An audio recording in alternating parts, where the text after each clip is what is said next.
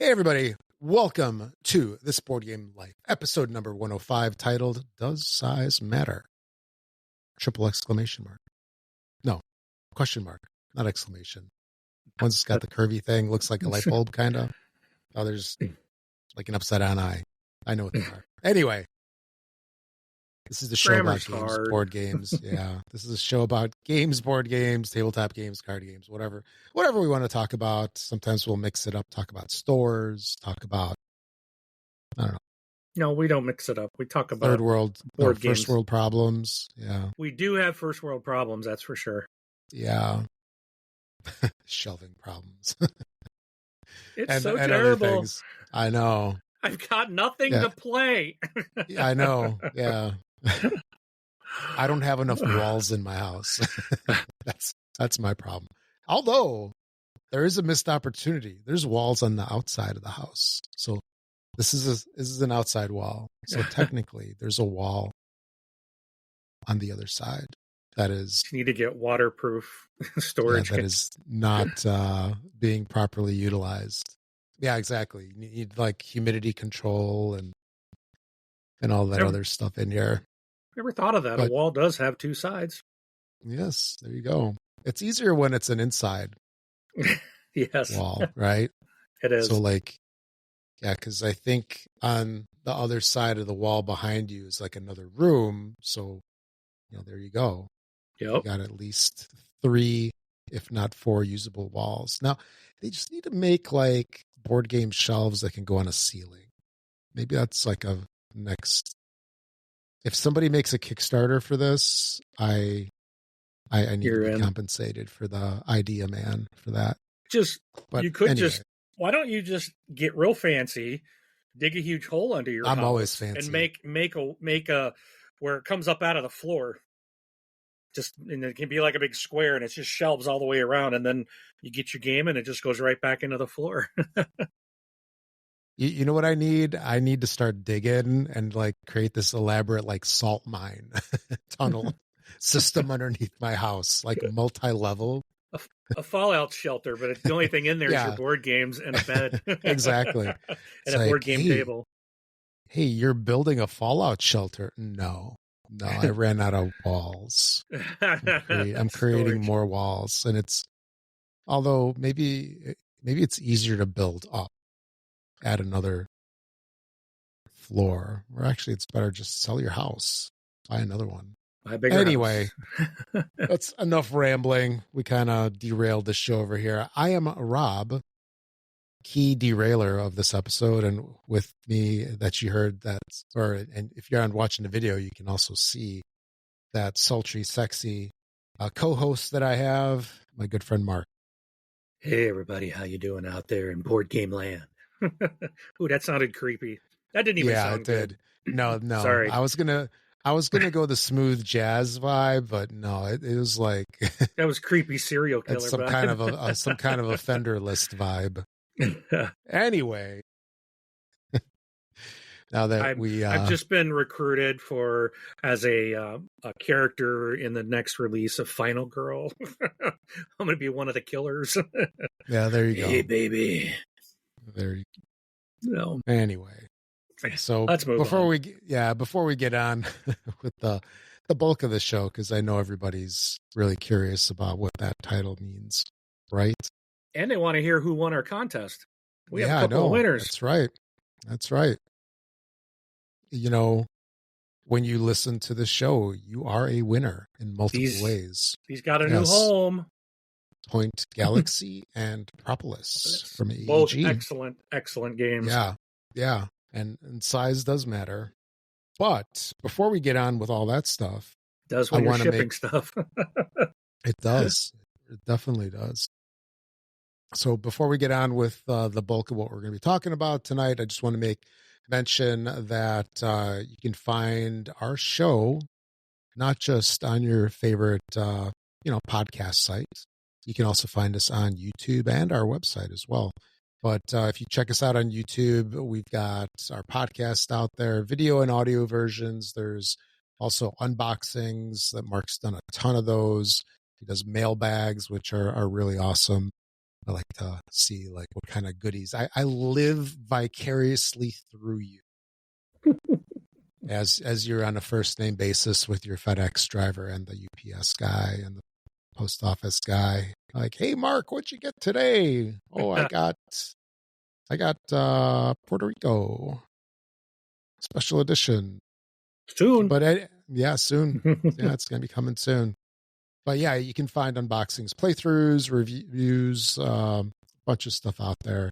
And we did hit a big milestone recently. And Mark twisted my arm. See, I've got all these like twist burns, marks underneath my sleeve here. Once we hit 500 subscribers on the YouTubes, that I would start doing content. So I am in the process of setting up my area. It is a bigger endeavor than I anticipated. And yeah, I'm hoping by the end of the year for sure to get that stuff rolling, just because I need to accomplish a bunch of things to free up space. And I've already invested a couple weekends in it, and it's taking a lot longer than anticipated. Maybe because I'm so crazy about the stuff that I'm doing in there, cleaning and going through stuff. But anyway, it's for a good cause. So thanks everybody that joined our or subscribed to our YouTube channel, and we look forward to creating more content for you. So Make sure to like and subscribe both to the podcast and also to the YouTube channel. So what have you gotten to the table lately? I had a lot of stuff I got played the last 2 weeks. Yeah. So I did get to play Istanbul, the dice game. I've played Istanbul. I got a copy of it. I really do like it. I bought it after someone in my group introduced me to it. And then he brought the dice game version of it like, was it last week or 2 weeks ago? And I'm like, oh man. Now, this was a game I saw on a shelf at a game store about an hour away from me. I went with some friends. We were playing Ark Nova, and it was in a store I'd never been to. And they had a copy of this, and I'm like, ooh, dice game, Istanbul. And I grabbed it, and then I was like, I'm trying to behave. I'm like, no, I've never even played it. I need to not just buy stuff just for the sake of buying stuff. So I put it back, and gosh darn it, I wish I had bought it. It's a really good game. Yeah. I should have just bought it. Stop trying to be responsible, Mark. But it costs you more money when you do that stuff later. I know, because I'm already like, oh, I need to see if I can find it on the line, but it might just be worth it just to spend the 2 hours to drive there and back. If they still, I'll call them first. You still have this? Which they probably do, but yeah, I would it's to drive been all the way over there if it's not on the shelf anymore. Yeah, it's been a couple of years. I would expect it to not move. Yeah, super fast. So maybe I'll take a trip out this weekend and just take a drive. Maybe I should take my mother and go, come on, we're going to go for a ride. Yeah. And just take her out there for a ride and not tell her what we're doing. It's I'm going to run into the store real quick. Are we going apple picking? Are we going... well, if it's a nice day, you get a really beautiful view of Mount Rainier, because it's like right there. It's basically the last town between it and the volcano, so you get a really nice view on a nice day. So, but anyways, so that was the first one I did get to play. Then I also played Grand Central Skyport, which is it's a brand new game I just got in. I backed like 4 different games from 25th Century Games. This was one of them that I got to play. It is fantastic. I really do like it. I actually did do. I think I did a review on this one. Was that one of the Gen Con releases? I don't remember it being on the list, but don't think it was there. Trying to remember. I'm trying to remember their booth. I don't think it was there. Yeah. I think it shipped after that. Yeah, it doesn't matter. Yeah. So, but it is shipping to people now. And I'm just trying to I'm going back to our channel. I think I did a review on this one. And I'm just double checking. I've had quite a few lately. Yes, I did do a review for Grand Central Skyport. So I also did an unboxing on it and a review. So those are available if you want to take a look at those on the channel. Check them out. I really did enjoy this game. I'll give you a spoiler alert. I like Grand Central Skyport. It was really good. Also, I got to play Shadowhunters again. This is I'm going to mention this later in the show, but this is a really fun deduction game. I'm not a big fan of deduction games. I do like what is it called? Bang the Bullet, and this kind of reminds me of that in a way. It's a kind of a, I really like Bang, and I think in Shadowhunters I like this a little. It's kind of in the same vein of that. They play different, okay, yeah. But they're a simpler. It's not this blood on the clock tower extravaganza type of thing. It's real fun, and I've had some really good times playing Shadowhunters. Then I also got to play Between Two Cities for the first time. That was very interesting. Have you played this one, Rob? I have not. No, I know exactly what you're talking about. So. It's interesting because you get two cards, everyone's getting two cards, and then you are basically going to pick between the cards you have, which one to place. I think it's two. You might get more than that. I can't remember. I think you get cards and then I think you get four and then you select two to keep and then you shift two or some. I don't remember. Anyways, but ultimately you got two cards and you're going to put one to the city to your left and one to the city to your right. And you're building up these cities, and you're working with the people on the left and on the right, but they're also working to build a city on their other side. And then at the end of it, you're trying to maximize scoring.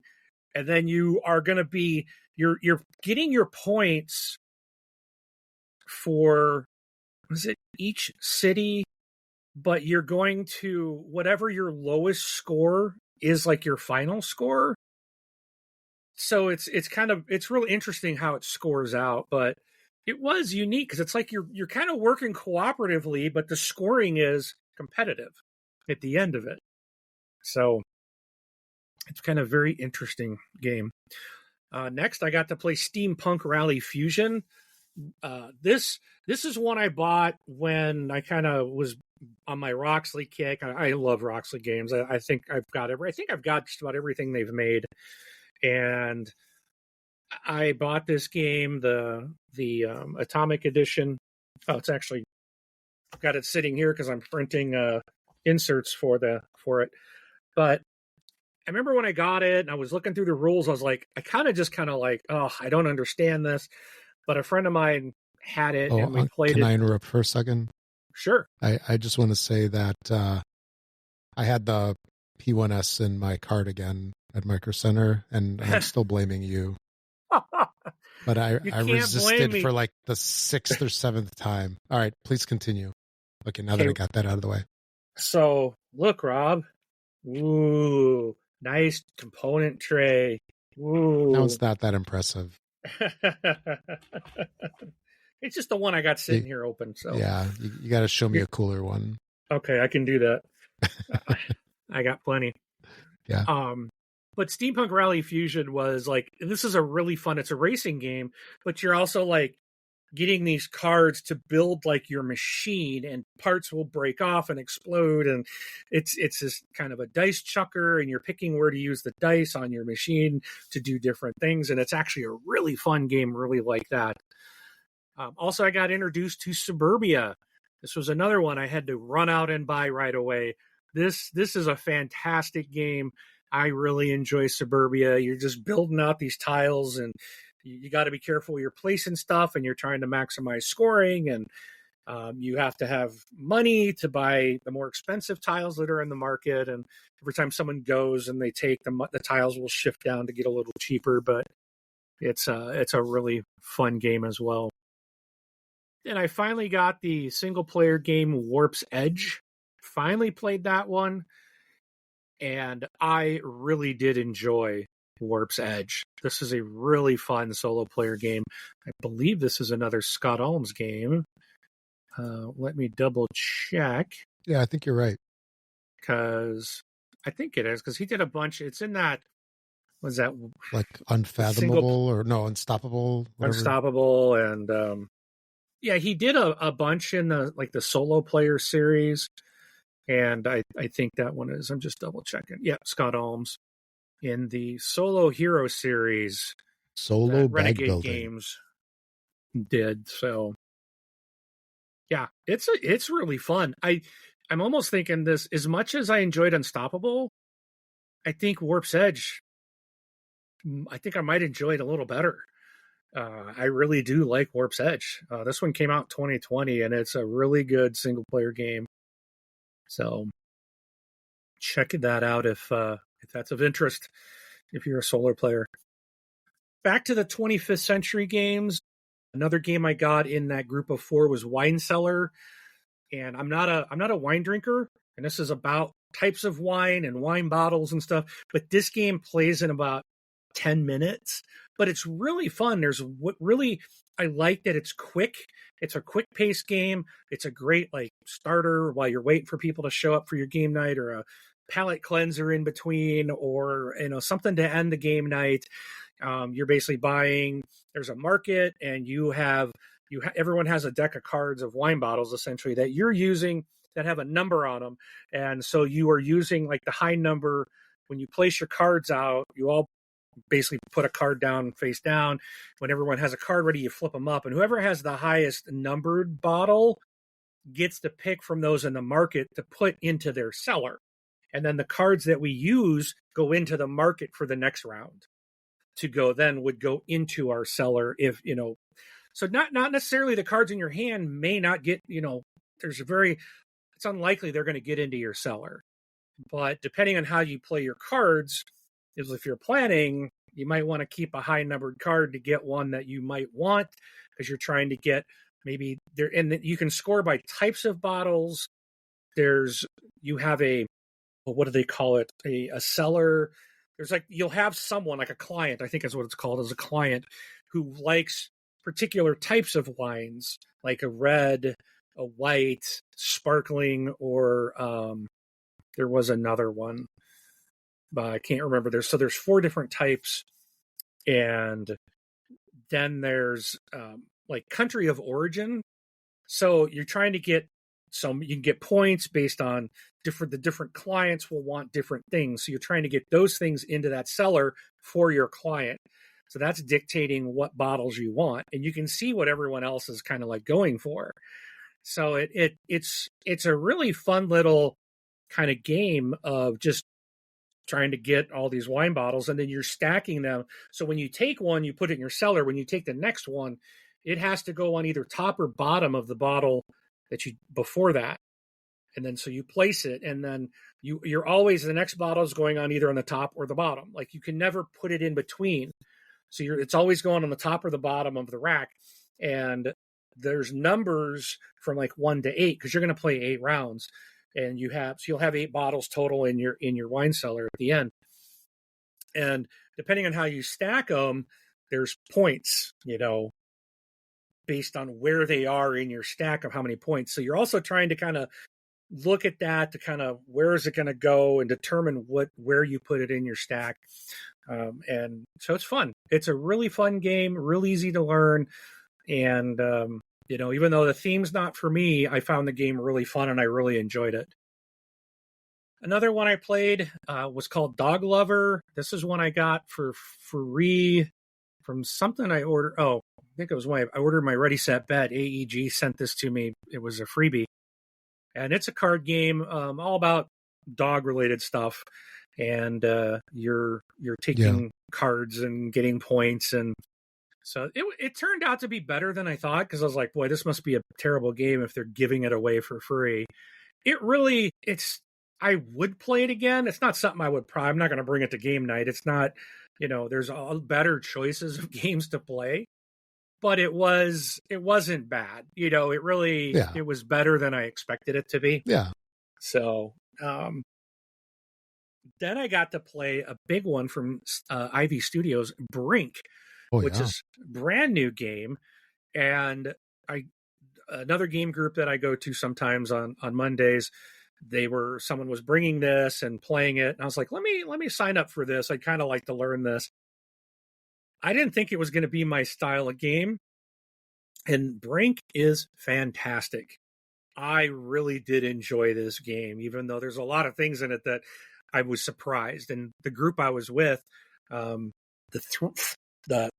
was 5 of us, and 4 of us are in my gaming group. So the 3 of the people that were there at the table knew me and were like, Mark's not going to like this. And they were really surprised that I really enjoyed it. So that's something I'm going to look for. I know it's like shipping out to people and people are getting it now. As soon as I see it on a retail, I'm grabbing that thing up. It's a really fun game. And then I got to play the one I've been waiting for so long. Nemesis Retaliation. And I think I did a review on this one too. That was my latest review, Nemesis Retaliation. So I was super happy to do a review on this game.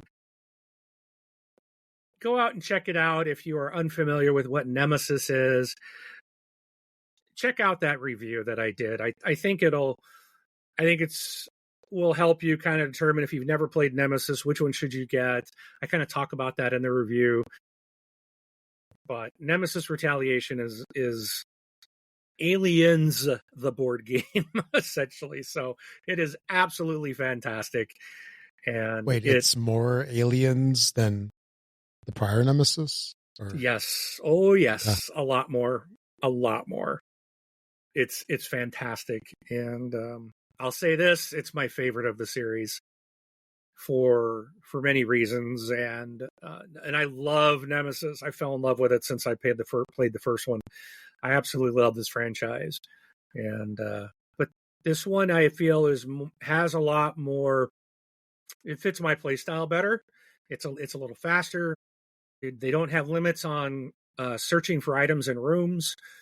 But there's a lot more aliens on the board. There's other things now they've introduced, like dealing with oxygen, and if life support's shut off in the facility, you're on a personal oxygen supply that keeps kicking down by 1 after every turn. So there's a lot going on, and it gets really crazy really fast. So I love that it's where the other 2 are a little bit. There's still times where there's several aliens on the board, and it's pretty intense.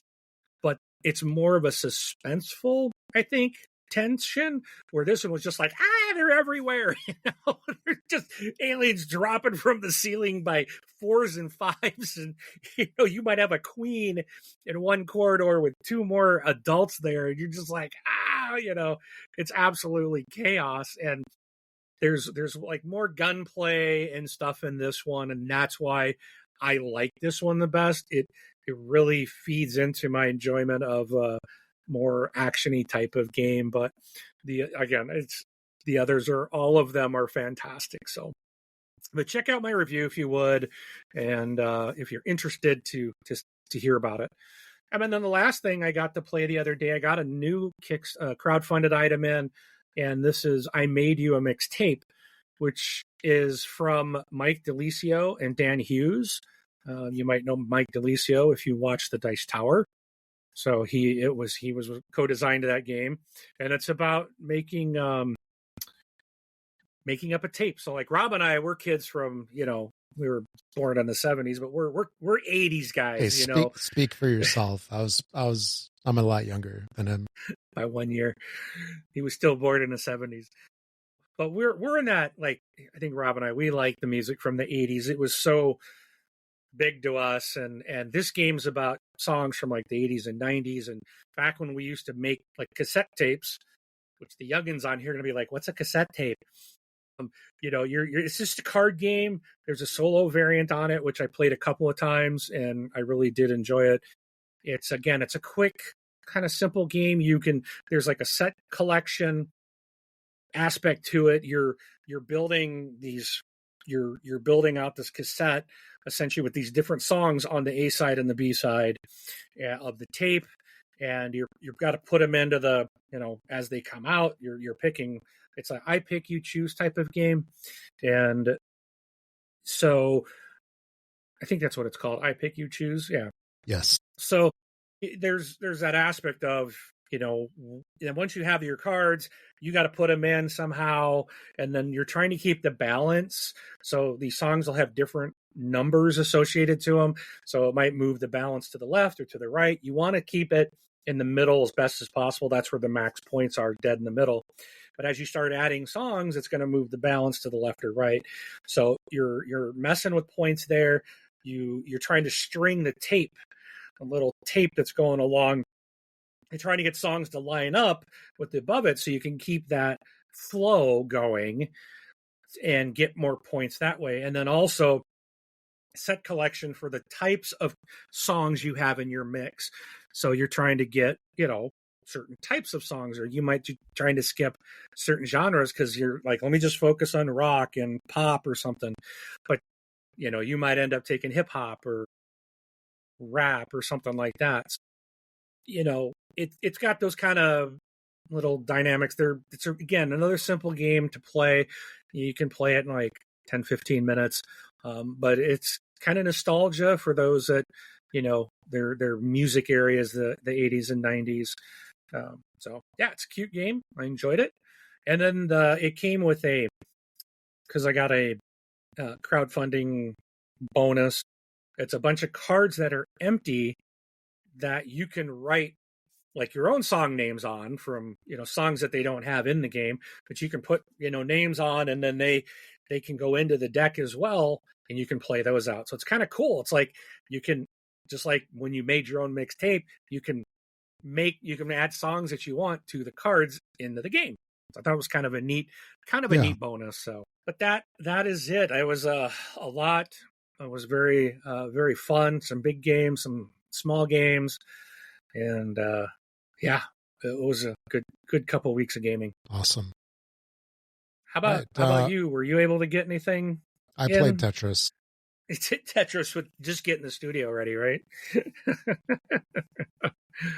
Yes. I'm actually not even at the studio. I am preparing another room so I can prepare the studio. Yes. It's a phased approach, unfortunately. Fortunately, or unfortunately, whatever it is. But I'm looking at it like spring cleaning. Yeah, just in the fall. I'm making a lighter footprint all the way around. It's amazing the stuff that you find that you've been hanging on to for 30, 40 years. And you're like, why do I still have this? That's a whole different story. Anyway, yeah, there's a couple ways to contact us. We have a BGG guild. You can reach out to us on any of the videos that we post. Just leave us a comment. We love seeing comments and questions, all that good stuff. You can email us at contact@thisboardgamelife.com. Or you can even send us a voicemail. Just go to our, actually, no, don't go to our website right now because I believe that's down right now. Not the website, but the voicemail portion of it. And because we've had a little bit of a redesign of the website recently, which is still in progress. But one way to get around that is just, record yourself on your phone and then send us an MP3 of anything that you want to say or any questions that you have, because, we'd love to hear your comments and thoughts on any of the games that we talked about today or any of the topics too. So definitely reach out. So a couple of things that we had for news before we get on with the main part of the show that I thought was kind of interesting, a little bit of a slow news cycle.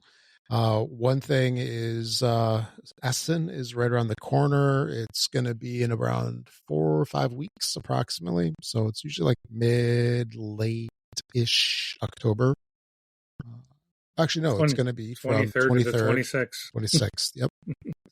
And it is one of the largest gaming conventions in the world, right? That, and I'd say Gen Con are probably the two big ones. Yeah. And there's always a little bit of like rivalry, like which is bigger.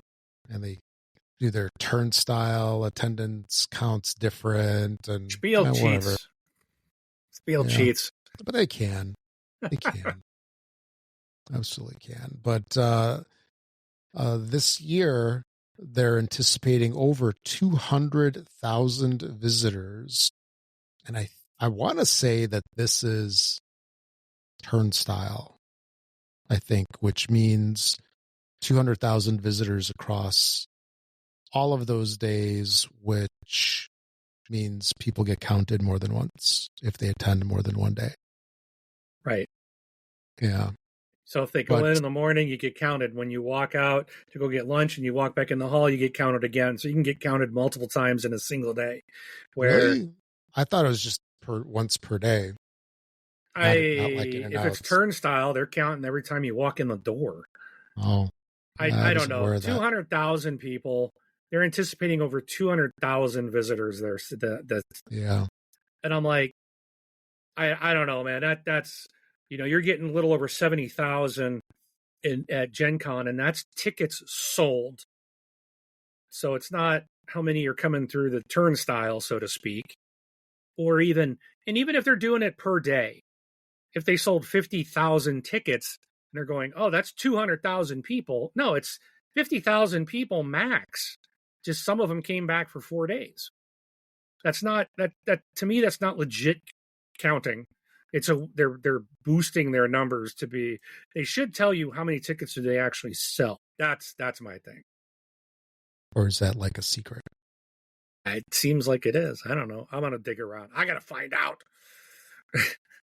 Yeah, last year they had 204,000 people, which is up from 193,000 from 2023. So 6% growth. Yeah. But anyway, attendance aside, if they're selling, if that's how many people are actually going, that's crazy. Can you imagine that? Like that many people? Oh, they better have a lot of space. Yeah, it's a little different than Gen Con too, because Gen Con is like a little bit of everything, right? And I mean, Essen is as well, sort of, but I want to say that Essen concentrates more on tabletop gaming and stuff. But anyway, they're adding an entire hall this year. So they're adding Hall 4, which I already thought that they used up most of the whole convention center as it is, as massive as it is. So Hall 4 is going to include a large stage area where they're going to have it be for visitors to the convention, and they can go into this Hall 4 at no charge. So maybe they're not going to be checking badges when you go into this hall. But anyway, they're going to have events here, which are going to include an Educators Day, a cosplay show, and some live streaming shows. So it's interesting to me that they have more room that they're going to take advantage of. At the same time, it's good that the show's growing. But apparently, where I question that. Go ahead. Yeah. Sorry. I was going to say, it looks like the amount of exhibitors is down from last year. So last year they had 923 exhibitors. This year they have 890. So it'll be interesting to see if that is, what kind of factors attributed to that. But what were you going to say? So in 2021, they had 93,600 visitors. The next year, that's like COVID time. So I could 2022, it was 147,000. 2023, 193,000. Slowly, it's like doubled in 2 years. They went more than double from 21 to 23, and now they're at 2024. It's 204,000 people. I think like 2019, 2018 would have been bigger. Then there was the dip through the COVID stuff. Yeah. To see if I can find a longer one that goes back further. But they said 2024 was the first time they sold out. I don't know. It's not important. It's games. People are going. So I just think it's kind of, never mind. It doesn't matter. Yeah.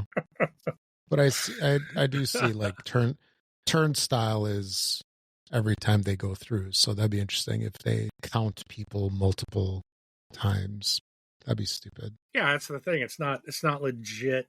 Actual count. Are they really selling? Because they're like, oh, we sold out 204,000 people. Did you really sell 204,000 tickets? That's an insane amount of people. Yeah. That is more than 3 times the amount of people that go to Gen Con. And I know Spiel takes over the city there, just like Gen Con takes over the city. But they're like, oh, there's they got 4 buildings. Well, we got a convention center and a stadium and massive amounts of hotels. And it's like, I'm wondering who really has the larger footprint. And if you're rigging the numbers to make it like, hey, we are the biggest, because that's what they say, are you? I mean, that's my question. Let's just be fair. I wonder is Gen Con really bigger? I mean, now I know the gaming in Europe is huge compared to the US, so I would expect them to be bigger, but those numbers just seem astronomical. And when they're jumping from 96,000 to 190,000 2 years later, it's like, but again, coming back from COVID, that could have had a lot to do with it. So. Mm-hmm. Oh, yeah. Okay. The next thing is, Mark, let me ask you this. Did you know that today was National Guacamole Day? Ask me if I care. You could have gotten free guac at guac and chips at Qdoba if you went there today. But anyway, just thinking along those lines, I bet you wish that there was a National Game Store Day. Well, if you were thinking that, it's actually going to be, when was it? November 1st. That is a thing now. Oh, yeah. Announced that there's going to be Game Store Day at your local FLGS. Maybe not all of them. Maybe the ones that are tied with the Game Manufacturers Association. But there's going to be prizes that are going to be given away. And then one of the cool things is that one of the things that the stores are going to be giving away is a prize package that includes 2 Origins Family Pass prizes, which are good for 4 full Origins badges. So that's awesome if you're, in the Northeast and you can make it over there. But yeah, this is another way to celebrate the hobby. Kind of cool. Next up is, I want to say you mentioned Ark Nova earlier. And Ark Nova Sanctuary is up for pre-order. So this one here supports 1 to 5 players, plays in 60 minutes, has a MSRP of $59.99. And you probably knew about this one already, right? Yes. Ark Nova Sanctuary. Yeah. Yeah, so this is a totally separate game, right? It's not an expansion. It is a separate game. It's still like Ark Nova Light, essentially. It's a very light version of it. Yeah, with this one, it's designed by Matthias Wiggy. Yeah. And players are tasked with building a scientifically managed zoo with 135 possible unique tiles. Players will need to build out their zoo map by placing different tiles in spots that help achieve conservation goals, as well as making the zoo more attractive. Because, you gotta, I guess. So look for this one coming out soon. Or you can pre-order it because the time is now. This one was kind of interesting. This thing I'm going to talk about here is Allplay announced that they're coming out with a new edition of Container. And I don't know, I see Allplay as coming out with a lot of small games, right? Like Soda Jerk. Yeah. Right here, tiny little boxes. They had some I'll call like medium sized games like the River Valley Glassworks, which came out this year, I don't remember which. But Container last year. Yeah, Container is a game that's been around for forever. Looks like it came out in 2007, so almost 20 years ago. and it's been out of print for some time, and a lot of folks really enjoy this game. But it's just interesting to me that they're reprinting it, because I see them as, printing a lot of lighter games. So I'm really curious to see how this reprint goes. It's supposed to have, it's supposed to be like a new version of the game, new artwork. I don't know what to make of the artwork. Looking at the front cover, it's very cartoony, I guess. And it's going to have a retail price of $39, which isn't that bad in comparison, because I actually have Container. Dude, it's still in the shrink. I know. It is a massive game. I have not had the chance to play this one yet because it's a heavier game. And this is the 10th anniversary Jumbo Edition. Very heavy box. And I'm assuming that this one is going to be lightened up quite a bit.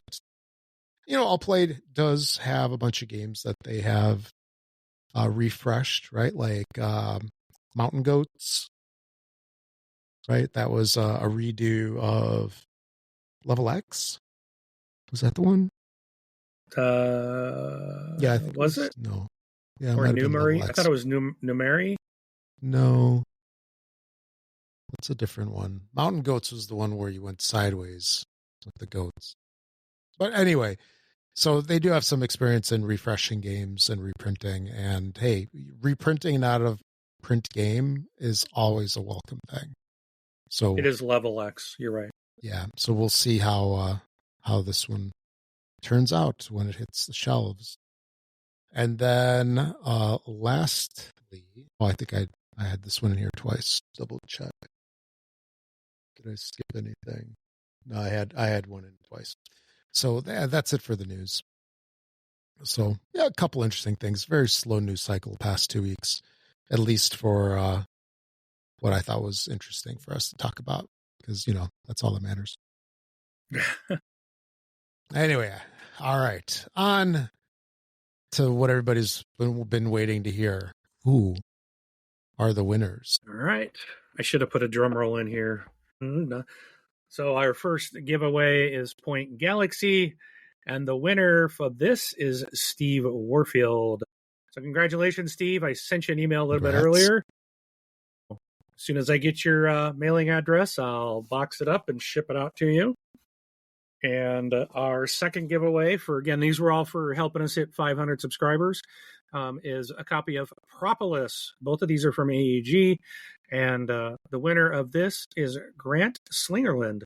So again, I emailed you, Grant, as well tonight. So once I get your mailing address back, I will get those out in the mail for you guys, hopefully this week. If I hear back from you, I'll get them out this week. That won't be a problem. So, but congratulations and just thanks. Thanks for listening to the show. Yeah. Yeah. Thank you very much. We appreciate the support. Yeah. Definitely. And this is one way we say thank you to our listeners. Absolutely. So I think I'll be able to pay for shipping on both of these. This will be the third time paying shipping. It's all good. We like paying shipping. It's fun. Yeah. All right. Yeah. So anyway, again, thanks. Appreciate it. Let's hear those comments and shout outs in the comments below. And, thanks again for everybody that joined. We'll be doing more in the future, I'm sure. So just keep telling everybody about our show and tell them to subscribe. It's free. And we'll do another one when we hit another milestone. So Rob, you talked about Container. Mm-hmm. And I've never heard of this game, but I saw that news about this game coming out with the reprint, and they called it a Grail game. Would you classify Container? Of course, you might not be able to because you haven't played it, but would you consider this a Grail game? I would not. So it's kind of marketing. No. I know there's a lot of people that really enjoy it, but I think we all have our own view of what a Grail game is, right? Based on what we've played and our likes and dislikes. Yeah. So I can see it being a Grail game to some people. And I think part of what a Grail game is, in a lot of cases, is it's out of print. So it's inaccessible. But it's got a 7.2 rating on BGG. And then let's see, there's the 10th version that you have, the 10th anniversary Jumbo Edition, has got a rating of 7.7. Interestingly enough, the one you have is a weight 293 compared to 3.23 of the original. So that's weird that the weight would have changed. I wonder if they made some changes they probably did some updates to it in the 10th version, and maybe it helped streamline the game to make it a little bit easier to play. very possible. But my thought was, I'm like, it's a good price. Like, I might pick it up. I might join the campaign, just because I have my reservations about because of who's printing it. I've seemed to have a lot of issues with some of their campaigns and things, but I kind of want to support it for the fact that they're reprinting a game that's out of print. Yeah. And I do like that idea because, there's gamers out there, like, new people are getting into the hobby all the time. I'm kind of one of them. And some of these Grail games we can't get anymore. And so it's like, okay, this is only going to be $40. I might as well. But it made me think about, what would I like to see to get reprint? Like, this wasn't something I'd heard about. And now I'm like, okay, I think what made me think, what would I want a company to make a reprint of? And so I coined this to you. And the number one thing that came to my mind is Battlestar Galactica, the board game from Fantasy Flight. I've played this a couple of times. A friend of mine's got the game with all the expansions, and it is a fantastic game in its own right. It's just a fantastic game, and they did an amazing job tying it to the Battlestar Galactica IP. It just, I've said it before, it's a labor of love. Whoever did this really knew the TV show and did an amazing job. And this is based on was it 2004, I think, when that miniseries came out, and then they did like a 4-season run after that. And the show is just phenomenal. But the game is just so well done. And now trying to, like, if I want, like, I've gone and searched for this on the aftermarket, and there's people wanting $900 for the game with all of the expansions. The lowest price I've seen for just the base game is $150. And it's just like, I know I'm never going to be lucky enough to walk into a thrift store and see it sitting on the shelf for $2. It's never going to happen for me. And this is one I would love to pick up, but I would like to see this thing get reprinted to make it affordable for people to get. Because, man, is it a good game. What's one that you've got on your list? I was going to say Noble Knight has it. Yeah. For 300? No, 180. Yeah, the cheapest I've seen is in my local area is 150. And I'm not buying it at that price. There's a first edition and a second edition. So I guess that's a key distinction. I don't know what the differences are, but I'm assuming the second edition might be preferable. Probably. I'm sure they fixed some stuff that was probably, rules and fixed printing on cards or something that was misprinted. Usually I think that's what they're doing, is correcting things, but yeah. At least that's how FFG was, especially back in the day. But so you're asking, like, what game would I like to have reprinted? Yeah. What's something on your list? I would like to see Battlestar. No, I did have that on my list, so I'm not gonna double that up. I'm gonna go with something new.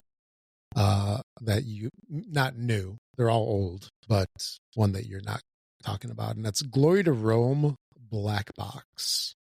This is by our favorite designer, Carl Chuddick. Mark's leaving. I gotta go. Yeah. But yeah, some people really enjoy the art on this version. I think it'd be cool just to have it come back in this form. It's got, maybe we can call this like, it's got the designation of being one of the relatively first Kickstarter disasters of sorts. But that would be cool to see this one be reprinted. Actually, even the OG Glory to Rome, even that. But because that one's long out of print as well. What else you got? Well, I put the next one as, I know I probably jumped the gun because I know this was going to be on your list, and it's on my list. Even though we both own this game, mm-hmm. I would still like to see a reprint of The Downfall of Pompeii. It's number one. You could get your box fixed. Yes. I stepped on my box on accident one day when I tripped and it was on the floor. Yeah, no good. But I think this game it's so much fun, and I would just like to see this get a modern reprint. I guess it doesn't really need it. It's not that they even need to do anything other than just reprint it and put it out so people can get this. It's such a fun game, and I just like, why is this not? It's a little mean as well. Not too bad. I don't really consider it. I mean, you can consider it mean. I know some people in my group don't like it because they consider it a mean game, but really, dude, it's so fun just to pick their little cube up and drop them into the volcano. Oh, it's so satisfying. Yeah. Oh, it is. But I mean, on that note, I guess the flip side of it is, and the sad part about this game is that it is, I mean, this is an actual event that took place in history and a lot of people died. Oh, so, yeah. I mean, not a fun I'm not event. trying to make light of it, but it does teach history. It does, but there is some strategy to this thing. And when you're trying to put people into the city, and then the volcano erupts and you're trying to get people out safely, and you're working against everyone else trying to block their people and their exits. And it's just it is a really fun board game. And I would like to see it. I don't expect that it would need any updates, maybe some changes to the artwork or something, but it looks great as is. Just make the game a reprint so people can get this amazing game, I also had this one, but one thing I would like to make mention is that, so this game came out 21 years ago. So it came out in 2004. And designed by Klaus-Jürgen Rede, maker of Carcassonne and other fun games. But for me, if I would like to see this game reprinted, but I do not want to see any changes to it. I really don't want to see like a retheme or even the artwork modernized. No matter how good it looks, for me, there's something about that art style in the game. I mean, it reminds me of like the Roman times. Yeah. Like the art, the look of things. And thematically, it looks good, even though it looks dated as heck. It is by no means up to the standards of 2025, but it's such a great game. Even though the tiles, they're like plain tiles, right? But they work, like and they're simple thick yeah. Yeah. And and you play with cubes, right? So there isn't any fancy, player pieces or anything like that. It's very basic, but it's just a lot of fun. It is. Even the volcano's kind of neat. It's just this plastic cone. Think about the thing you put around your dog's neck, except smaller. And then, there's a circular cutout on the board where you just plop this thing down in there. I mean, it's well done. It's well done. But yeah, I would like to see this reprinted, but I don't want to see it changed because I think it would lose some of that, I don't know, appeal for me if it was redone. Or prove me wrong. Make it more amazing. I don't know. Yeah, that's what I'm saying. It just needs to be reprinted so people can buy it. That's the thing. It's it's almost a perfect game. I agree. They don't need to change anything. And I do like how there's almost 3 distinct phases to the game, because the game plays like you're doing one thing right in the beginning only for a couple of turns, and then it goes into like phase 2 where you deploy all your people, and then the volcano erupts, and now it's like, what do they call that? Run for your lives or something?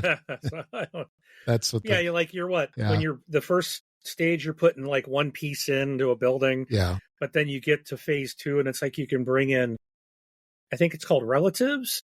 Yeah, so you can like put more or pieces something, like that. Yeah. So now you're putting more in during phase 2. And then the third one of the eruption. And now you got to get all the people that you're able to get in. And you want to get people in there. Oh, yeah. You want to have as many possible so that you can get them back out to score, and because if you don't get a bunch in there, you're not going to win. So, because it has this mechanic where it's similar to, what's the windmill game that they reprinted? Finca. Yeah. Where when there's, let's say if you're on a space that has 4 cubes on it, when you move your player, you can move 4 spaces. If it's by itself, it can only move 1. So, you're incentivized to cluster people together to go onto the space that has your opponent on it and stuff like that. But, and then, you get to put out the lava tiles. Oh, that's a lot of fun. Yep. That was a lot of fun when we played that one time where I wiped out half your civilization with one tile. It's so mean. Beautiful. It was strategically played, I must say. Anyway, so Downfall of Pompeii makes both of our lists. All right. Am I up next, or is that you? Let's see. Remember. You've done 3 as well. No, I've done 2. 1, 2, 3. Yeah. Well, why don't you go with your next one? Because you got more. I don't know if it's called Turn or Turn in Taxis.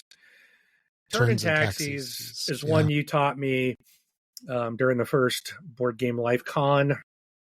Oh, yeah. And this was a long time ago. It's interesting because this is, again, something that I normally would like.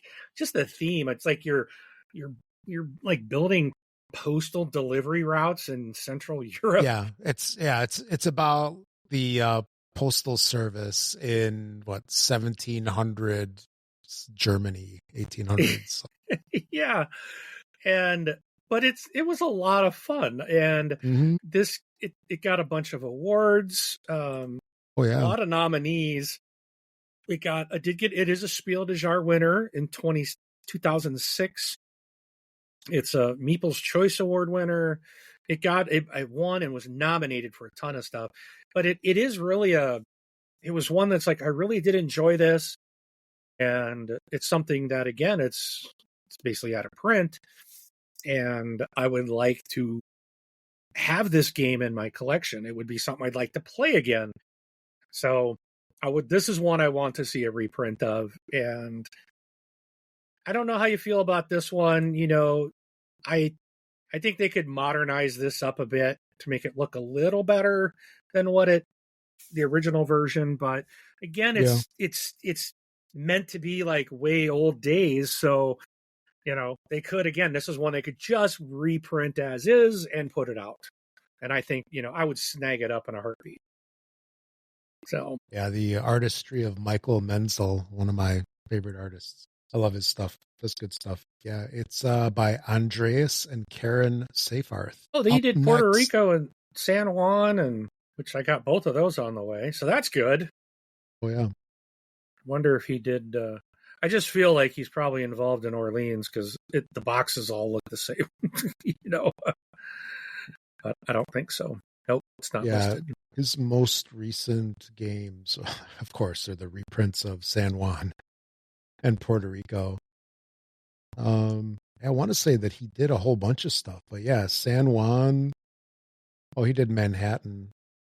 He would Harry und die Hendersons. Yeah. A German version of Harry and the Hendersons. Zorro. That's funny.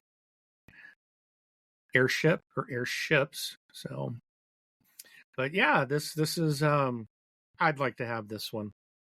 I do Yeah. got Puerto Rico and San Juan coming in the Awakened Realms reprint. Yeah, both are really good. San Juan is we got to play that one. I really enjoy that one.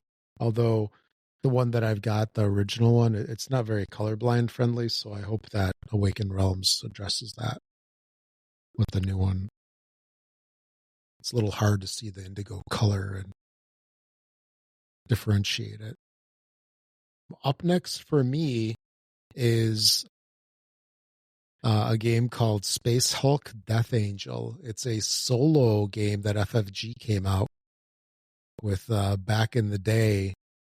And I am maybe not meant to have this game because I had this game in my backpack and I was walking around in downtown Chicago and I got caught in a torrential downpour.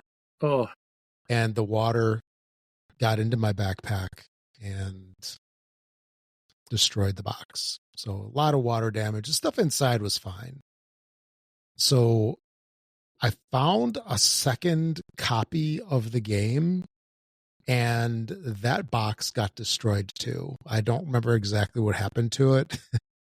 So now I had two copies of the game with the insides were fine, but the outsides were trashed. But it's a fantastic game. Hard as heck. Very difficult. It's basically set in the, Warhammer universe. It's a solo game, and for me, it's like impossible to win, but it was a lot of fun. It was one of the first games that I got when I came into the hobby, and I really enjoyed it. So that is Space Hulk Death Angel. What's the next one that you got? Well, I might have to take this one off my list because I put Twilight Struggle down, but I just looked and I can have a copy of that one here tomorrow. It's like on its 20th printing. So I got to take that off my list. So, but I did put Martian Rails on here. Oh, wow. Okay. And I got to play this once and I find it's very interesting. I think it's a very unique game. I would like to see this updated.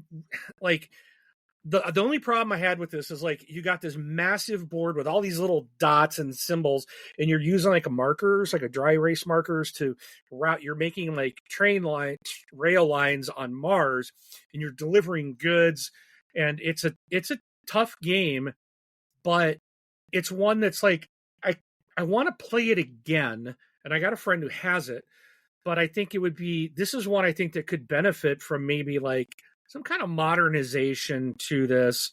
Maybe make the board, I mean, it's a pretty big board. Maybe make it a little bit easier to read. It's like there's so many different spots on the boards, like, and you're trying to deliver to a certain named station, but it's like, where is this on the board? That can be a real challenge trying to find where you're going. But it's a really interesting game that, in fact, it even says use crayons to link up your cities and towns, but like the crayons don't work on the board, or it's just because the board's old, but they were using, I think, dry erase markers or something and it would wipe off, or maybe it was wet erase, something, I don't know. But I would like to see Martian Rails, I think, redone so that this is like by Mayfair Games and designed by M. Robert Stribula, and art is by Mark Zug.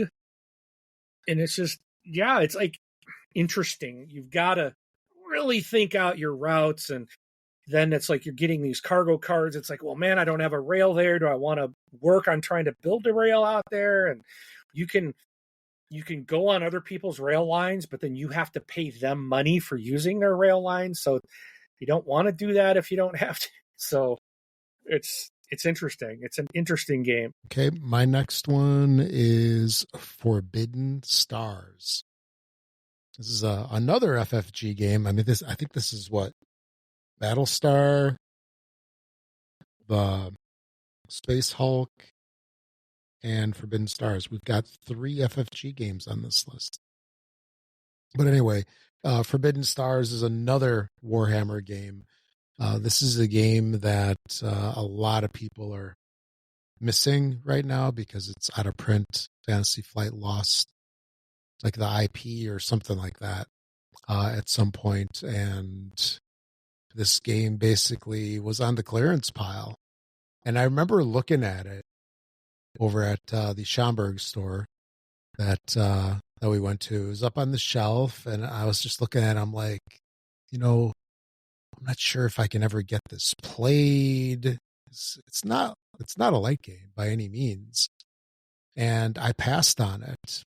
And then it sold, and then I went back actually to look for it and to pick it up, and it was gone. So that was kind of a bummer. But I know Forbidden Stars is on a lot of people's lists, and I doubt we'll see that anytime soon, since FFG is now a totally different company than they were back when this game came out. What do you got next? Okay. Let's see. What did I got off my screen here? Santiago. Yeah. Santiago de Cuba. Yes. So again, a game that you introduced me to back on our Board Game Life con number 1. And I remember when we first set this up. Yeah. Yeah, it was our first time. Yeah, this one was really interesting. I know at first I was like, what is this? It took me a while to get to and kind of get into this one and understand the different mechanics and how the game was working. But once we did, I'm like, this game is really cool. Like trying to get goods to, by the time you get around to the town, to deliver to the port what the ship needed. I liked how the ship would be different, and it's like, I just really enjoyed like kind of the race to get to certain spots before each other. And then, because it's a rondel, you're going around in a circle. So I really enjoyed this. And again, it's one of those, it's like, I can't find it, unless you pay tons of money on the aftermarket. eBay says they got one for $4.89, but I don't trust anything on eBay. Ain't buying from them. So, but yeah, that's one I would like to see again. And the version of Twilight Struggle, I think the latest is the 9th edition, I believe. But the one that they have on Amazon is the 7th edition deluxe version. I probably don't want the 7th version. I don't know. Trying to find out what the latest. Yeah, go to GMT Games. That's the best place. Yeah. They do this thing called P500s, which is actually kind of interesting, where they'll come out with a game and they'll put it up for pre-order, and then they print it when they get 500 orders. That's basically the gist of it. And they keep making changes, light changes to these games. That's why there's editions they're printing. I wonder which one I got. It's maybe like second or third printing, something like that. Yeah, they've got there's a P500 price for Twilight Struggle 20th Anniversary Hall of Fame Edition. Oh, wow. It's in art and final development, it says. Orders to date, 1,573. Regular price is $94. That one's definitely printing. And yeah, the P500 price is $60. That's not bad. Looks like they're printing a bunch of these. There's a bunch of this P500. Looks like the 8th edition is their last one, based on their site. So, and that is a deluxe edition printing. But yeah, I might just go pre-order this 20th Anniversary Hall of Fame edition. I'm going to take a look at that. Yeah, I wonder what's new with that. And my understanding, deluxe edition with some of them is that the board is mounted. Yeah. Instead of getting like a big poster. Yeah. That you have to put plexiglass. I mean, this is, think old school war games, a mounted, having like a normal board is a luxury sometimes. Yeah, this is, so it's going to come with 228 full colored counters, one deluxe 22 by 34 inch full color mounted map, 110 event cards, 2 6-sided dice, and 2 full color player aid cards. But it's going through art and final development, so they're okay. The box is definitely different. So I think I'm going to have to order that. Cool. And So I'm just thinking about the next con that we have. Maybe I'll learn one of the other like really solid GMT games and we'll give that one a try. But at least if I know how to play the game, I can teach it quickly so we don't have to spend yes, 4 hours learning it yes. and then playing for 2 hours. But it's all good. So up next for me is Alien Frontiers. This is a game that was really popular back when I first got into the hobby, and I want to say it might be the first Kickstarter that I did. But there's been some production issues with this game in the past. It's had a couple of subsequent reprints. I know the version that I have suffers from warped boards, so, you put the board on the table and spin, spin, spin. And, but it's a fun dice game. It's really an enjoyable game. Like, I would not hesitate to pull it out and play it at any time. But it would be nice to get a new version of it. So that's Alien Frontiers. All right.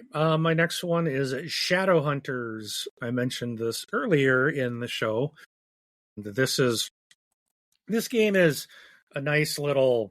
There's like 3 groups. You've got the vampires and the hunters, and then I think they call them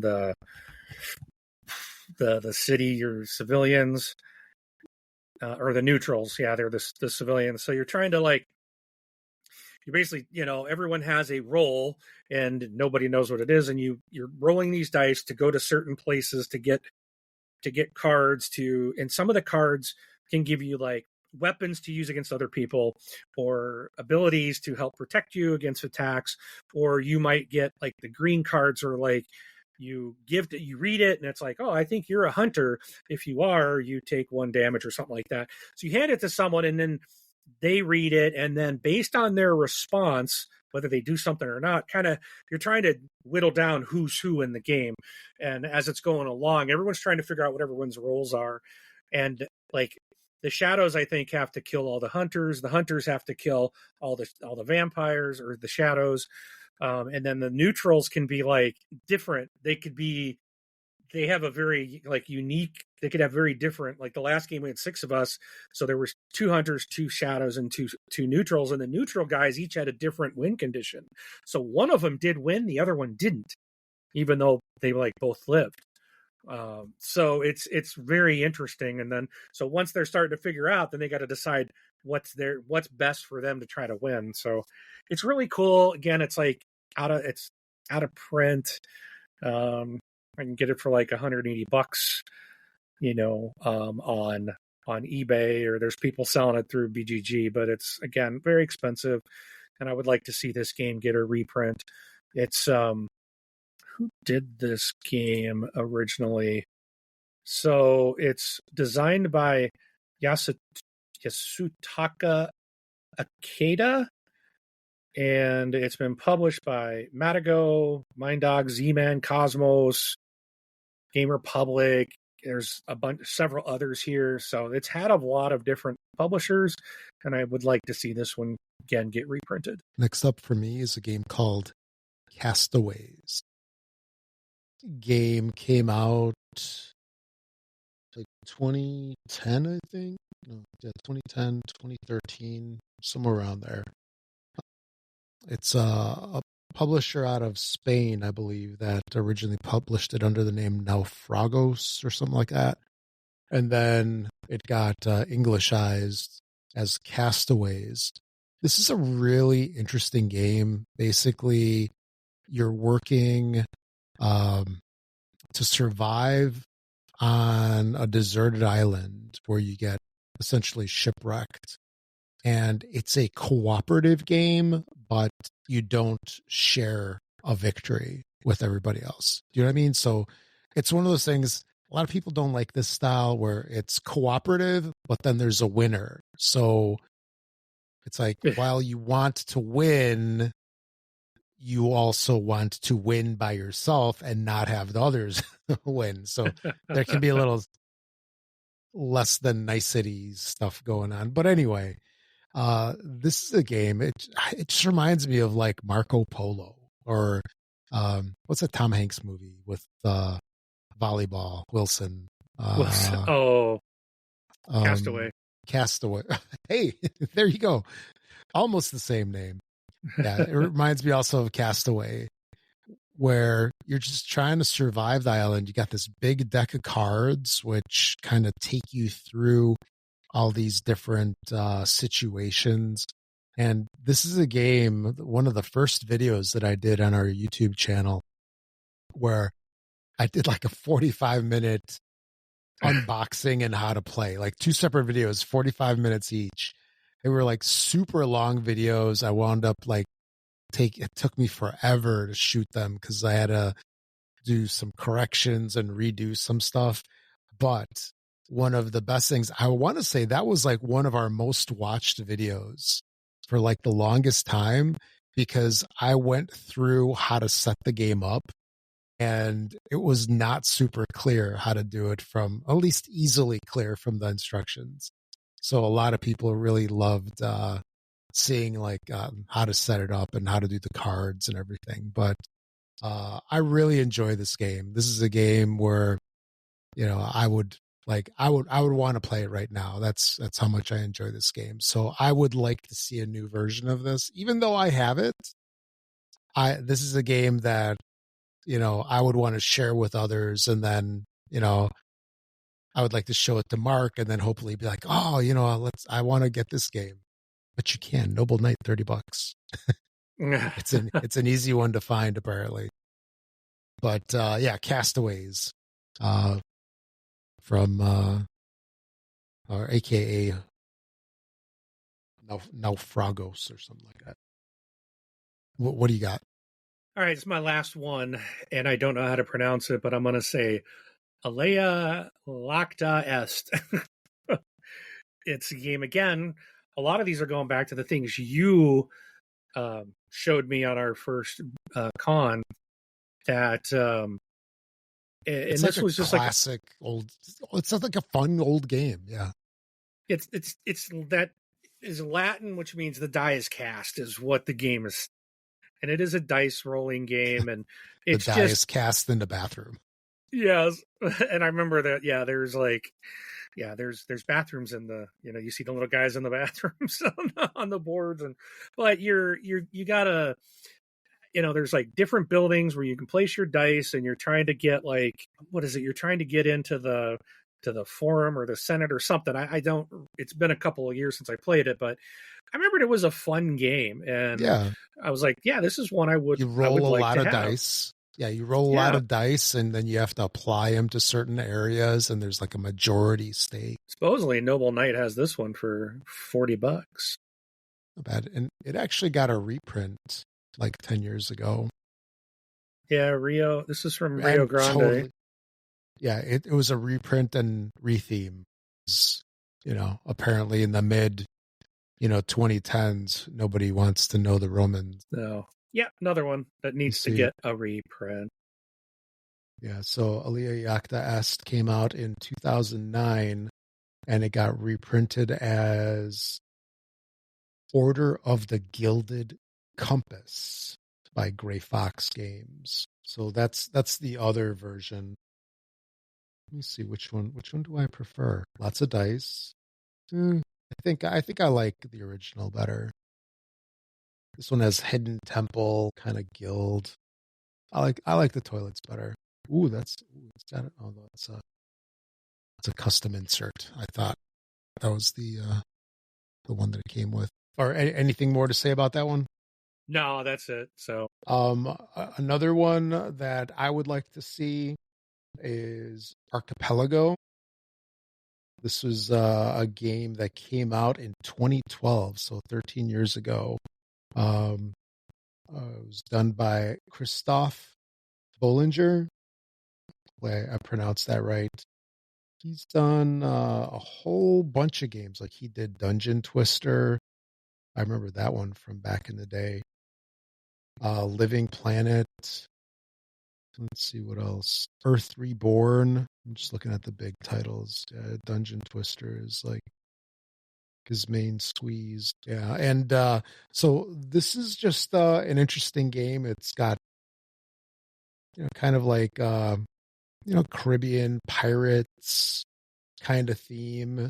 And we played this a whole bunch of times in this game group that I was going to. And I remember it just being a lot of fun because, the world is these hexagonal tiles that just get deployed, and you put your dudes in different places. There's a whole bunch of different tracks that you're trying to run up. And, it's got a whole bunch of stuff going on, but I remember each time that I played it, it was a really good time.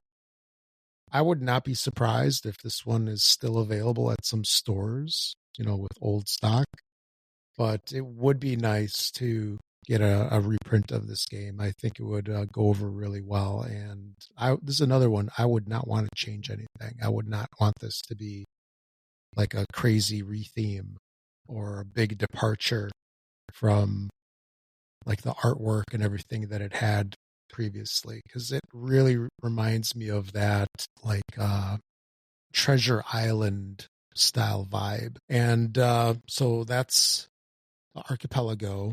And then I would just throw this one out. I don't know if it's available or easily available, but I would like to see Le Havre. This is an Uwe Rosenberg game, one of his first big ones, and it's about ships, more or less, ships and wharfs and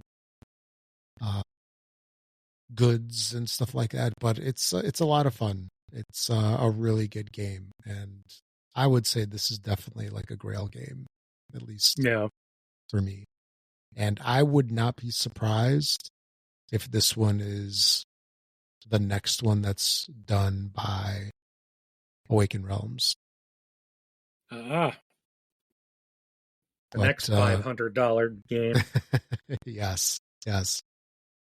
It is one of those games that I think, they might do their spin on it. But that's I think the last one. That's the last one I had, and then I don't think you have any more. Nope, that was it for me. Okay.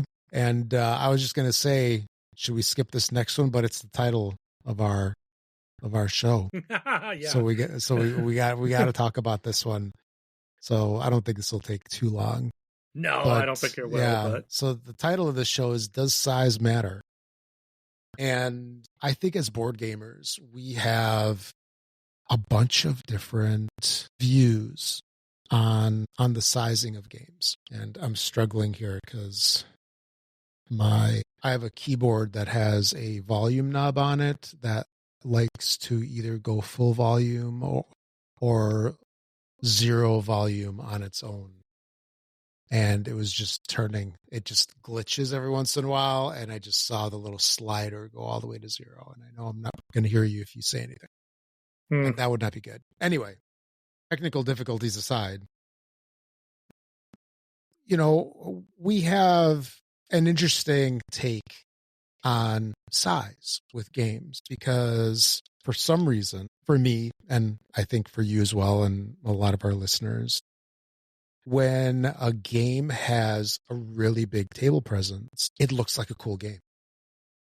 When it's got a lot of miniatures, it's got, dice towers, it's got walls, 3D structures, you put like stuff together and it just looks really cool. And we want that kind of stuff. When you get a game that has 100 plus minis to it, people want that. And that creates a bunch of problems. Shelf space, right, is a premium. When you get that big old box, like, for example, a game that we both enjoy, Castles of Burgundy Special Edition, that's a big old box, right? It almost needs to have a dedicated cube in the calyx for everything, especially if you get some of the reprint stuff and the mats and all that. And there's some games that take a lot of space, both on the shelf and on the table, that aren't necessarily all that great. And you have, with those big production games, with the big retail space, not retail, big table space games, a lot of components, a lot of weight to these games. I was kind of wondering, is that worth it? Because when you have a good sized collection that is maxing out a shelf space is at a premium. And what got me thinking about this was I went to my game store about a week and a half ago, and I wound up getting 3 games, and they were all small box. Like I had this box. Here's one of the games that I got. It's Rival Cities. Rival Cities by Andreas Stading. And it's like a small box game. I can easily put this on a shelf. Oh, no, I can't. But it's a whole different story. Because the shelves are all booked. They're all used up right now. But I wound up getting 3 games. They were all small box games like this one, and I'll call those relatively small compared to Ticket to Ride boxes or any of those other ones. But it's like I got 3 games like for the cost of like one big game, and I can easily put these on my shelf. And 3 games is better than 1, right? Just math it out potentially. Yep. 3 games provides more content for the YouTube channel as well. That's true. Yeah. And it's like, are we just caught up in bigger is better? You know what? Because when we look at the Kickstarters, which are the Kickstarters that just go bonkers? The ones that are like these massive games, right? Kickstarters, GameFounds, Indiegogo. Millions of dollars they're raising. Yeah, millions of dollars for these huge productions. But what are we getting for a lighter wallet? Because some of those, are hundreds of dollars. It takes up a huge amount of shelf space. And if you are limited on shelf space, it's like, if you free up that cube in your Kallax or that shelf on your whatever shelf to put that game on there, you got to punt some stuff. Right? You have to evict in order to put it up there. Otherwise, it's on the floor. Don't look behind me. There's a couple things on the floor. I can see a stack of stuff almost. Looks like it's almost as high as your shoulder behind you. No, it's not. It's not that tall. Well, maybe. Maybe that one. That's my Gen Con pile.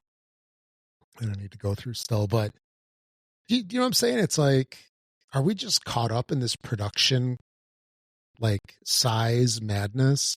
Because there's so many games that are like small boxes. Like even like some of these, all play games. They're fun games. Just because a game is $300 and takes up an entire dining room table doesn't mean that it's better. It doesn't mean that you have a much better time with it. And arguably, it takes forever to set up. Yeah. So, I mean, you heard me mention I played Nemesis Retaliation. Yeah. There's probably, the first time you set it up, it's going to take you 30 to 45 minutes. And the problem with that is, like, I can set up part of it, but then you can do the game, like the main game and the board setup, but then you can't do any player setup. Some games allow you to I'll just put out, here's the player, here, red's here, blue's there, green's there, I'm yellow, put all their pieces down. They can come and sit wherever they want if they want to, or change the cards if they want a specific color, whatever. But you can kind of throw everybody out. Here's all your starting stuff. With Nemesis game, you have a player draft thing that you've got to go through. So you have to put out, like, you do this draft of who's the first player, and then you go around and do a draft of which character are you getting, and then you've got to find all the character minis and their information board, and then you got to find their card deck in in the deck, and there's just all these things you have to do once everyone's at the table still. So there's like this, you can't set up and be ready to go when people are showing up. You can partially set up. And again, as fun as much as I love Nemesis, it doesn't get to the table near as much as I want, because it takes a long time to play. It takes a long time to set up. It takes time to tear down. Yeah. And as much as I love that, it does limit how often it's going to get to the table. Right. And where something smaller like Propolis or Point Galaxy, I mean, I can take both of these just in my one hand, walk in, and we can play for a long time, and you're set up in a matter of minutes, and you can teach in a matter of a couple more minutes. We had like the day we played Nemesis, I had about 45 minutes of just explaining how to play. I mean, at 45 minutes, you're starting to lose people. And I had one guy who was kind of like, I know he was like itching to get going. And I'm like, I want to too, but we have to kind of go through this stuff. So those bigger games, there is that barrier unless you have people that, like, if I get back with the exact same players, then we can go a lot quicker. You don't have the 45-minute explanation of the rules.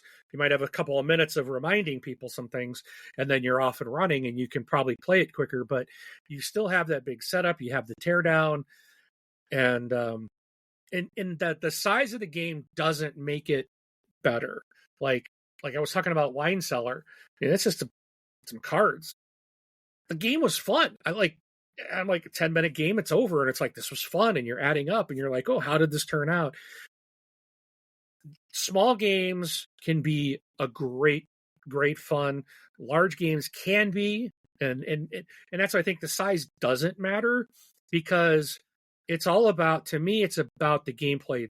The presence of it and stuff will draw attention. Like, I had several different people come over and look at our Nemesis Retaliation game, and they're like, oh, what's this? Or, oh, hey, is this the new one?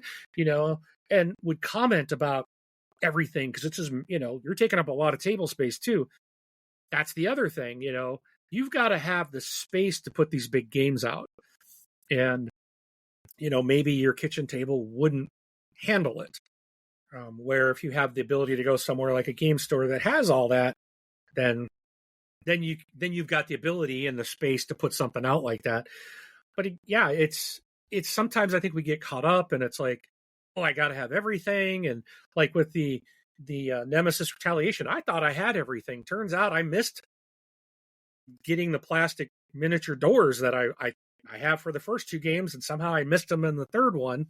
So it's like, now I got to go try to find them, right, to have everything. I thought I had it all. And so I think it looks like I missed something in the campaign. But that's another thing. If these games are so big, you're scrolling through like, well, this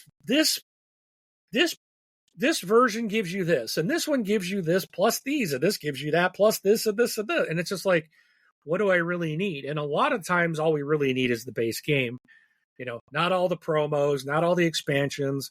It's built up like, oh, you get this Kickstarter only exclusive. Yeah, but in a game like Ark Nova, for example, there's 300 freaking cards in there. I'm never going to find those 5 promo cards. I'm never going to see them. So it doesn't matter that I have them or not. So these big productions sometimes can just be overwhelming and be a barrier to getting a game like Ark Nova is another one. There's a bit of setup there. There's some setup.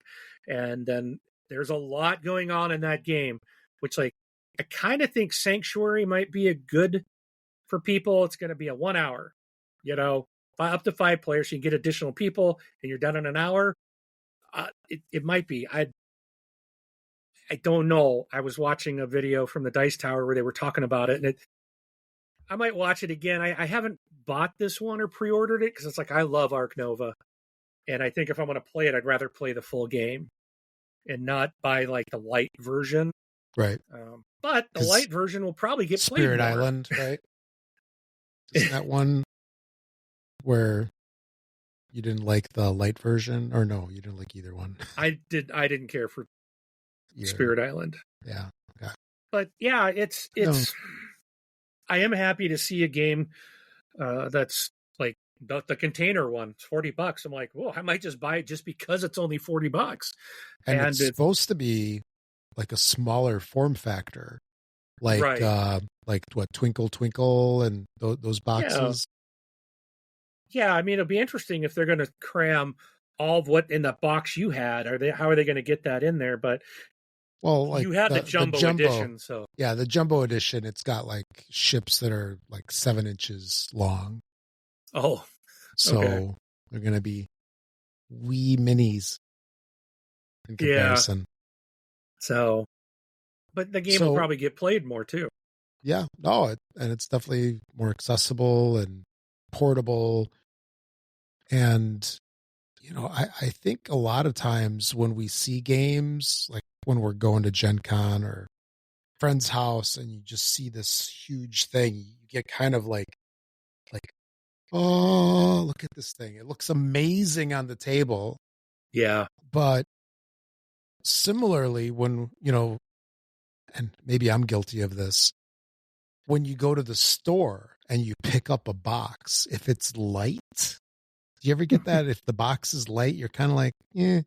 If it's heavy, you're like, oh, there's some good stuff in here. There's, for all you know, it's like a piece of lead in there or something.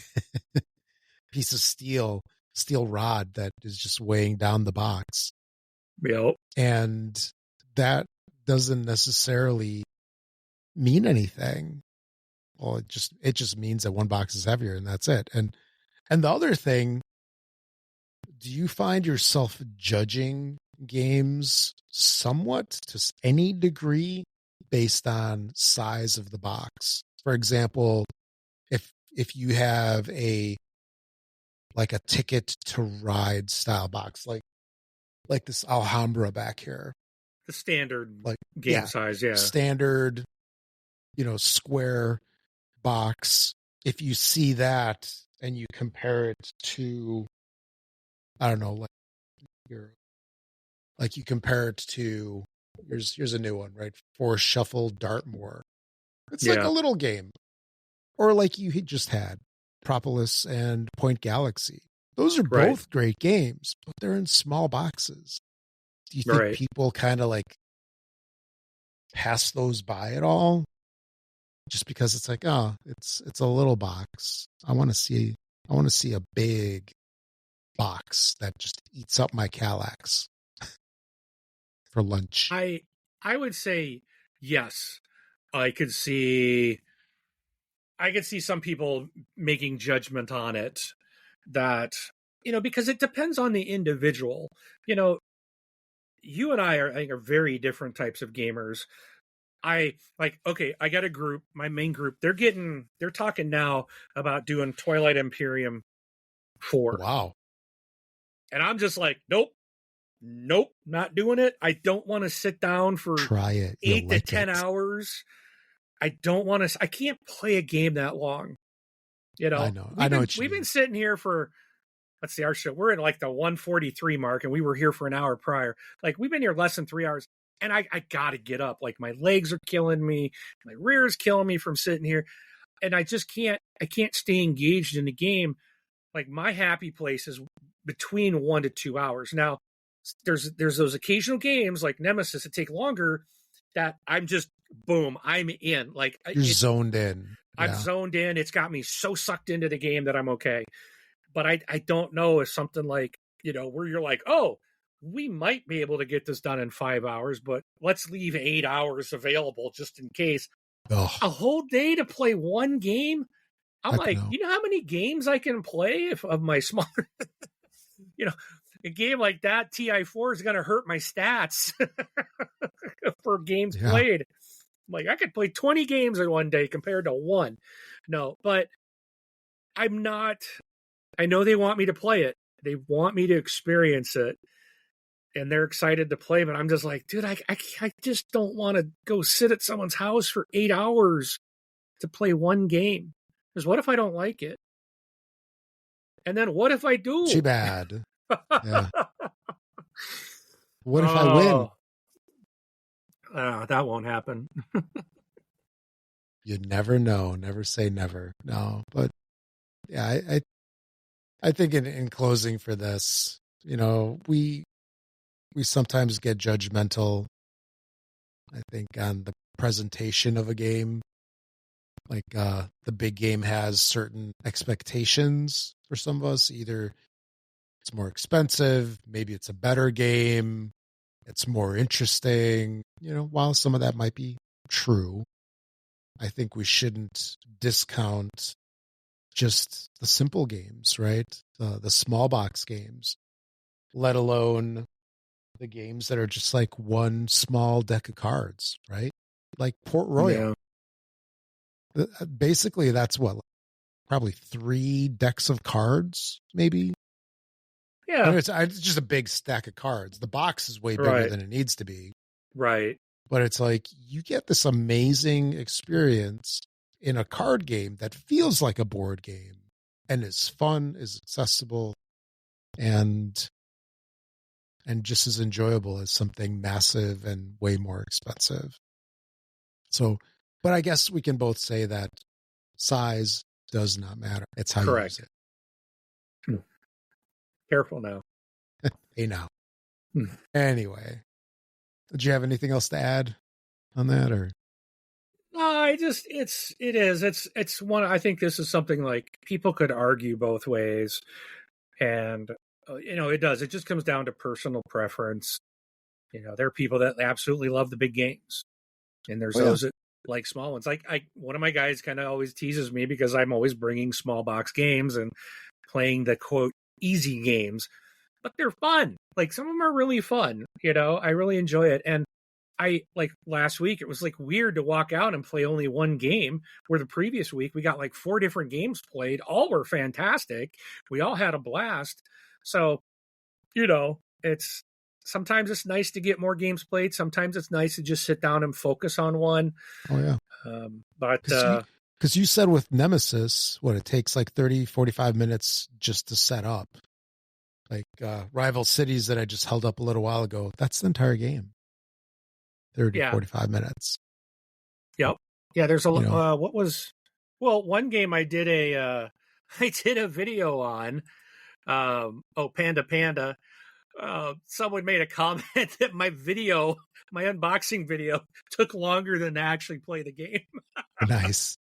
I'm like, that's awesome. That is so funny. I'm like, yep. So I haven't played that, but it was one of those little tiny box games from All Play that I think I got like discounted because it was part of that medallion crowdfunding thing. Wasn't the medallion one? It came with, or I might have added it on to the. I made you a mixtape because it came with that crowdfunding project. So I don't remember if it was. It might have been like might have been a discounted price to buy it with that. So I don't remember. So, but anywho, it was basically the cheese. It's like, would you like cheese with that? Just for a couple bucks more? Sure, why not? Why not? Anyway, all right. I think that is the end. Yeah, that's the end of episode 105. So hope you guys enjoyed the show. We always enjoy making it for you. And that is all. So I am Rob. I was going to say also known as, but that's that other show. Oh my goodness! You got to come on. Tag. It's instinctive. It's instinctive. It's tough. I struggle. I have to carefully say the intro of the show sometimes because I just want to roll off this Xbox life. It just comes so quickly and easily. Yeah, instinctively. I get it. Yeah, I think I've done it or caught 900 myself episodes almost. But anyway, I did that the other day. I went back. I'm like, what did I say? And I had to go back and watch. I'm like, oh, I did say the right one. Because you don't even think about it. But anyway, I'm Rob. Thanks for listening, everybody. Congrats to Steve and Grant for winning Point Galaxy and Propolis. We'll get those out to you guys shortly, and catch you all in the next episode in 2 weeks. All right, thanks again, everybody. We'll see you at the table. Oh, and if you didn't see it, let us know what you think of a new intro that Rob did for us. I love it. Oh, yes. We had So I was going to say that at the beginning. Hopefully they're still listening. Check out our intro. Well, you can If you say how didn't see great it, I am. I'm going to put it in. You're going to see the outro. I'm going to put it in right again. So thanks, Rob, for I think it's cool. So, all right. Awesome. And, see ya. you know, you can keep saying how great it is like every episode. I'm fine with flattery. No, this is it. It's going to suck after this. I'm going to want something new next time. Okay. All right. Bye.